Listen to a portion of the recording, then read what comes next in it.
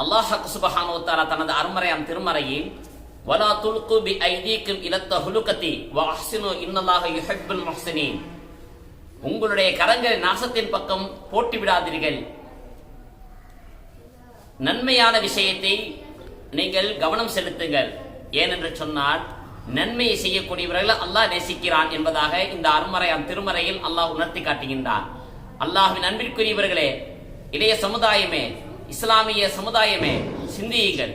நம்முடைய வாழ்க்கையை, நம்முடைய செயல்பாடுகளை, நம்முடைய பணங்காசுகளை நாம் தீனுக்கு சாதகமான முறையில், வாழ்க்கைக்கு சாதகமான முறையில் செலவழிக்கின்றோமா அல்லது அழிவின் பக்கமும் வீண் விரயத்தின் பக்கமும் நாசத்தின் பக்கம் போடுகிறோமா என்பதை சிந்திக்க நாம் எத்தனிக்க வேண்டும்.